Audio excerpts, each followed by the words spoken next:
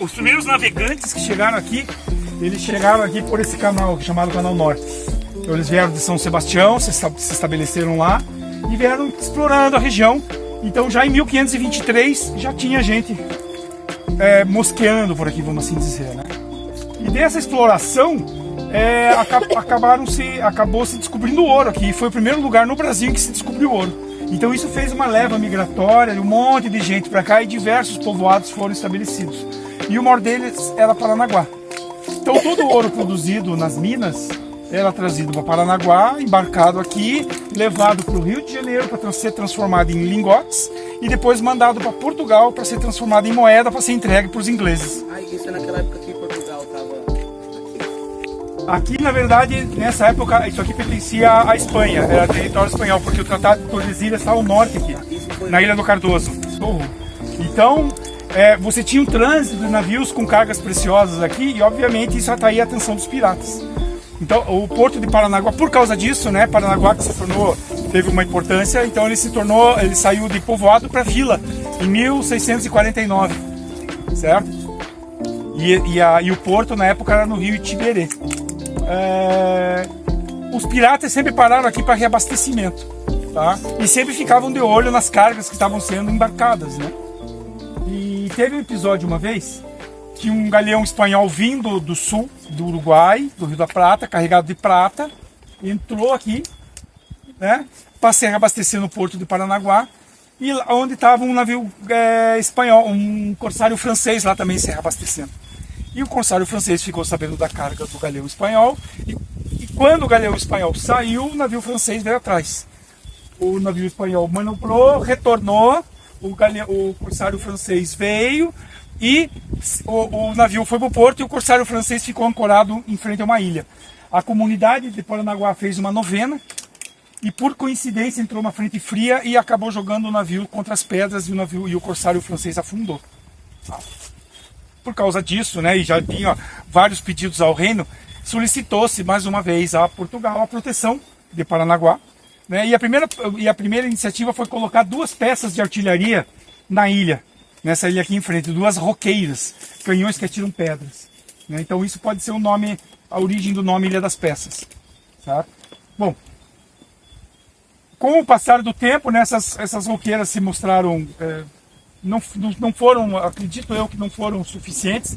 Eles continuaram insistindo com o reinado para a construção de uma proteção maior. Então a população fez uma mobilização e convenceu o reino a construir uma fortaleza, só que o rei chegou, vocês querem construir, nós vamos construir, mas quem vai pagar são vocês. Né? Então, Paranaguá se cotizou, e em 1766 começou a construção, e em 1769 acabou. Né? E em 1770 veio para cá a primeira guarnição, com os primeiros canhões. Tá?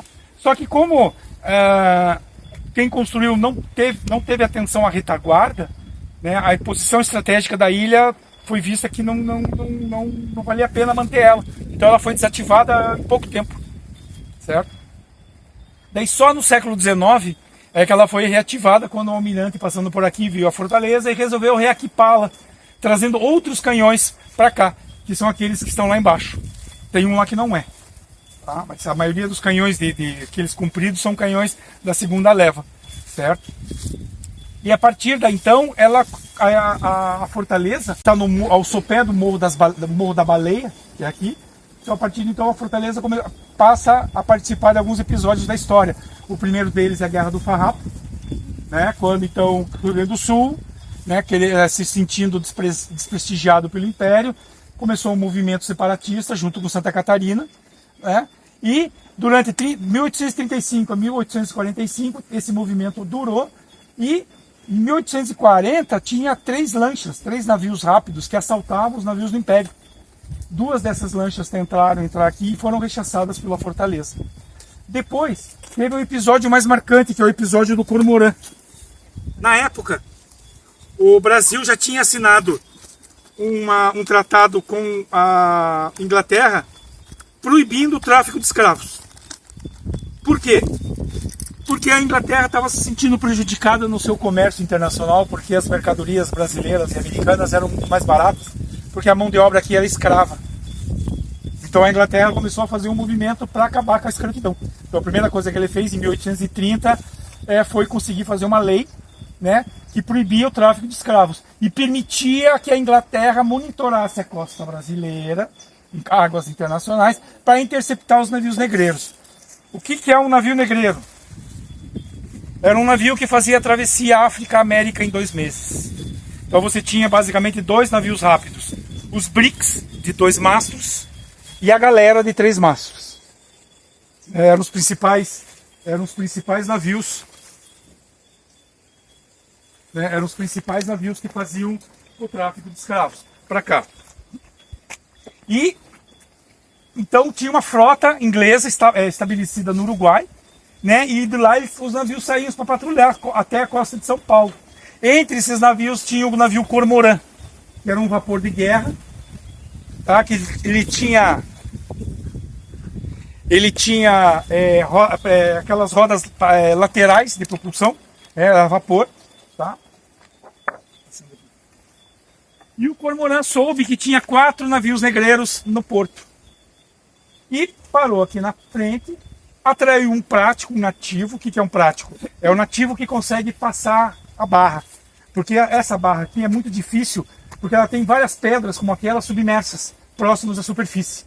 Então só quem conhece onde é que elas estão sabe fazer as manobras, né? Então sempre é necessário ter alguém do local a bordo para passar a barra.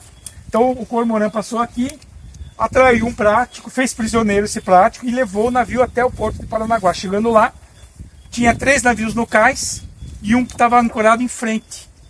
O Cormorã atracou, desembarcou uma tropa e fez prisioneiro os 3 navios do cais. O navio que estava ancorado em frente foi afundado pelo capitão. Porque o que acontecia? Toda vez que a marinha inglesa pegava um navio, ela incorporava a marinha de guerra ou a marinha mercante. Então o comandante do navio brasileiro, para não entregar o navio para os ingleses, ele afundou esse navio na frente do porto. Na época acreditou-se que os negros estavam a bordo quando isso aconteceu. Isso foi dia 29 de junho. Né? Já era proibido descarregar escravos em Paranaguá. Então como é que se fazia? Entrava na Bahia, parava aqui, descarregava os escravos na Ilha do Mel, na Ilha das Peças, e daí ia até o porto. Os navios, então, daí isso é impossível porque os navios que chegavam no cais não tinham os escravos, né, a bordo, né? Os escravos eram deixados antes aqui. Daí os escravos que ficavam na ilha para se recuperar, né, depois eram colocados como mercadoria lá na Pelourinho de Paranaguá. Outra alternativa ao nome Ilha das Peças, né? Porque, ou pode ser do canhão, ou pode ser dos escravos. Ainda tem uma terceira história, que tinha um pescador que tinha 7 filhos, e toda vez que tinha fandango na ilha, os pescadores da redondeza falavam, vamos lá para a Ilha das Peças, se referindo às filhas do pescador.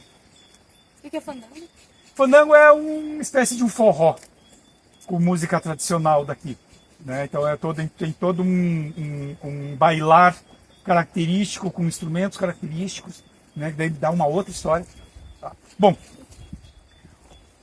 a população de Paranaguá na época se revoltou com a ação dos ingleses e tentou fazer com que o comandante do Cormorã liberasse os navios. E daí o comandante falou que não ia fazer isso. No dia 30 de junho, 26 homens saíram de Paranaguá a remo e vieram até a fortaleza aqui com mantimentos e munição, né?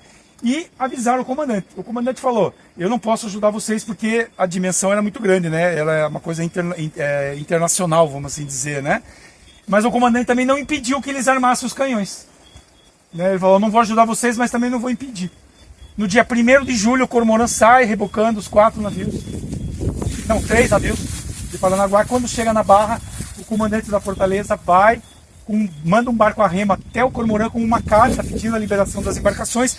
Só que essa embarcação nem chegou ao Cormorã porque ele foi recebido com um tiro de pólvora seca. Isso foi entendido que não ia ter acordo, então começou a troca de tiros entre o Cormorã e a fortaleza. Vários tiros foram dados, né? o Cormorã foi atingido na roda de propulsão e um dos navios que estava sendo rebocado foi atingido também e matou um marinheiro inglês. Tá? O Cormorã, então, avariado, ele se afastou do alcance dos canhões e foi parar lá na enseada do farol. Tá? Depois ele afundou os outros 2 navios que estavam avariados e ficou só com a galera. Ele afundou os 2 bricks e ficou só com a galera, então daí ele saiu. Isso foi considerado do lado brasileiro uma defesa da soberania nacional. As pessoas que vieram aqui foram considerados heróis nacionais. Só que como o Brasil tinha feito um acordo com a Inglaterra, ele foi obrigado a pedir desculpas, né, e a reparar os danos que foram causados ao Cormorã. Então depois que a gente vai descer, vocês vão ver lá na entrada, tem uma placa em comemoração ao centenário da Batalha do Cormorã. Depois disso tem outro episódio histórico também no século XIX, daí já na República, que é a Revolução Federalista. Quando de novo o Rio Grande do Sul, insatisfeito com o atendimento do governo central, começou um movimento de uma revolução, só que em vez de ele pedir a separação, ele começou a subir. Então ele veio uma leva pelo litoral e veio uma leva pelo Planalto. A leva do Planalto ficou lá no Cerco da Lapa, né? Teve quase não chegou a ultrapassar Curitiba. E o pessoal que veio pelo litoral veio pela retaguarda e tomou de assalto a fortaleza. Esse é um período que a Guerra do Paraguai tinha acabado, então o exército brasileiro estava se desfazendo, e o Marechal Floriano Peixoto então reuniu o exército e mandou o exército para cá. Quando o pessoal que estava aqui soube disso, eles abandonaram, né, a fortaleza. Em Curitiba eles já tinham saído porque o Barão do Céu Azul já tinha dado uma grana para o comandante desse movimento não destruir a cidade, né, não destruir a capital. E eles, então, depois que eles ficaram presos no Cerco da Lapa, eles retornaram. O Barão do Céu Azul foi considerado um traidor da pátria porque deu dinheiro ao inimigo. Então ele foi preso e foi dito a ele que ele ia ser julgado no Rio de Janeiro. Então de Curitiba ele vinha de trem até Paranaguá pegar o navio para o Rio. Só que na metade da descida de trem, o trem parou, eles tiraram todo mundo que estava com o Barão, né, e fuzilaram todo mundo ali. Então hoje, se vocês descerem de trem a Serra do Mar, vai ter um momento lá que o guia do vagão vai dizer, ó, aqui é a Cruz do Barão. É o local onde o Barão do Céu Azul foi fuzilado. Então, durante muito tempo o Barão foi considerado um traidor. Recentemente ele entrou no panteão dos heróis da pátria, bem como o Prático que ajudou o Cormorã a ir até o porto. Até então eles eram inimigos da pátria, né? Digamos assim, eles ajudaram o inimigo. Depois disso a fortaleza caiu em desuso. Daí só na Segunda Guerra eles resolveram o problema da retaguarda trazendo esses canhões para cá, desse navio. Então esses canhões são desse navio aqui, de um cruzador chamado Tamandaré, brasileiro, né? São canhões de convés, certo? E foram trazidos para cá então para resolver o problema da retaguarda. Obviamente essa vegetação aqui não existia, foi removida para você ter uma visão de 360 graus. Tá? Então a guerra começou em 1914 e durou até 45. Teve um armistício entre 17 e 39, né? Tem gente que acredita nisso, que não teve 2 guerras, na verdade foi uma guerra só, porque os motivos praticamente foram os mesmos que motivou. Tá? Acabou a guerra, daí a ilha em si, né? Porque até antes da guerra, a ilha era um balneário. Na verdade, o primeiro balneário paranaense. Famílias alemãs e italianas desciam de Curitiba de trem e vinham passar o inverno aqui. Eles não vinham no verão porque tinha muito mosquito. Então eles vinham invernar aqui. Então, quando começou a guerra, todo mundo que morava aqui foi removido, certo? Porque a ilha foi considerada uma área militar e a atividade turística parou. Foi daí que surge Caiobá e Matinhos, em 1926, que são 2 balneários criados com essa finalidade, né, de atender essa demanda. Então eles abriram a estrada da praia da 277 até Praia de Leste e daí fizeram uma estrada até Matinhos. Tá? Depois da guerra, então, a ilha acabou ficando no ostracismo. E só no final da década de 60, com o movimento hippie, é que a ilha novamente voltou ao cenário, porque as pessoas vinham aqui atrás de um paraíso alternativo, mas isso não durou muito, né? Já no começo da década de 70 o movimento hippie desapareceu, mas como a ilha reapareceu, o pessoal começou a voltar para cá, sempre na mochila, ou ficando em casa de pescadores, né? Barraca. Isso durou até 80. Nesse período do 80, marcado pela época dos mochileiros, muitos deles viram o potencial turístico da ilha e começaram a comprar terrenos de pescador. Né? Então imagine, acho que eu já falei, né? Chega uma pessoa com 6 mil dinheiro para um pescador e fala, quero comprar teu terreno. Ele iludido com o volume, com a quantidade de dinheiro, entregava o terreno e agora ele está onde? À margem do sistema produtivo. Né? A casinha que o avô dele nasceu, que o pai dele nasceu, que ele nasceu, agora é uma pousada ganhando rios de dinheiro. E ele no máximo é jardineiro, que transporta bagagem, trabalha na cozinha, é garçom. Né? Então é um, vamos dizer assim, um emprego de salário mínimo. Né? E o grosso do dinheiro que é produzido aqui com o turismo, vai tudo para fora. Então a Ilha do Mel, na verdade, é uma mina de ouro. A galera vem aqui, explora e vai embora. Reforçando, os comerciantes que mais geram lixo aqui na ilha não contribuem com a remoção do lixo. Então veja, feriado, como é que a gente vai poder dizer que aqui o turista está sendo bem recebido se a lixeira está entupida em pleno feriado? Ou seja, não há preocupação nem dos donos de pousada no qual recebe os hóspedes com a qualidade da visita. Então isso é um problema. Não houve, ninguém pensou, tem que limpar lá o forte. Não, lá é muito alto, eu não vou lá buscar. Fica difícil. Tá? Hã? Tá. Então hoje a ilha é um importante ponto turístico, certo? Que recebe cerca de 120 mil pessoas por ano. Tá? E o nome da Ilha do Mel? Por que, que é Ilha do Mel? Por quê? Por que, que é Ilha do Mel? Por quê? Por que Ilha do Mel? Se você perguntar para 10 pessoas diferentes, você é capaz de encontrar 10 histórias diferentes. A começar pela cor da água, aquela cor caramelizada, ou então por causa das abelhas. Afinal de contas, nós temos mais de 50 espécies de abelhas aqui. Tá? Você vai ter a história do almirante Mel, que ficou na fortaleza. Você vai ter a história do cartógrafo Henry Mel, que estava mapeando a região aqui na época. Você vai ter a história dos piratas que escondiam tesouros lá na gruta. E para não falar Ilha do Tesouro, falava Ilha do Mel. Você tem a história dos soldados que ficaram aqui depois da guerra produzindo mel, tanto que chegaram a exportar. Mas na verdade, o nome Ilha do Mel, ele é devido a esse senhor aqui, chamado Hans Staden. O Hans Staden é um alemão, um mercenário, arcabuzeiro. Arcabuz é aquele canhão de mão, sabe? Que o canhão ele vem, daí a boca ele abre assim, como se fosse uma corneta. E ele é tão pesado que você precisa ter uma vara para apoiar ele para tirar. Né? Então ele estava prestando serviço para a esquadra espanhola, que estava tentando encontrar a passagem para o Pacífico. Né? Então ele veio 2 vezes ao Brasil. Na segunda vez que ele estava retornando, ele naufragou aqui em São Sebastião e ficou lá prestando serviço na outra fortaleza. Só que ele foi aprisionado pelos tupinambás. Né? E os tupinambás praticavam antropofagia. Né? Vocês têm noção do que é antropofagia? Canibalismo. Mas tem o canibalismo e tem um sentido místico, porque eles acreditavam, vem cá você. Eles acreditavam que se eu comesse a carne do guerreiro, segura. Se eu comesse a carne do guerreiro, a coragem ia ser incorporar, eu ia incorporar a coragem dele. Então aqui tinha 3 grupos: os tupiniquins, os tupinambás e os carijós. E eles eram grupos guerreiros. Eu não disse que você podia ir, tá? E toda vez que um deles fazia um prisioneiro, eles davam uma opção: você quer ser escrava ou quer participar do ritual de antropofagia? O guerreiro, por questão de orgulho, ele preferia ser comido, porque isso aí era uma coisa que para ele era uma honra, porque todos na aldeia iam incorporar a coragem dele. Então ele era mantido na aldeia durante 1 mês, prisioneiro, com muita comida, com mulheres para ele reproduzir, soldados guerreiros fortes. E ao final de 1 mês, acredito, uma lua, ele era sacrificado no meio da aldeia. Né? E a partir do momento que ele era morto, as mulheres iam sobre ele, sortejavam, as vísceras da cabeça iam para o panelão para fazer igual, para dar para as crianças, e a carne era assada. E todo mundo na aldeia daí ia lá e comia um pedaço. E o Hans Staden viveu isso tudo. Né? Quando ele foi capturado, foi dada a opção para ele. E o que ele escolheu? Ser escravo. Ser escravo. Daí o que aconteceu? Colocaram uma coleira nele e deram para o chefe. E o chefe andava com ele na aldeia e nem um cachorrinho. Ele ficou 9 meses nessa situação. Daí ele conseguiu escapar e voltou para a Europa, para a Alemanha, e escreveu um livro chamado Minhas 2 Viagens ao Brasil.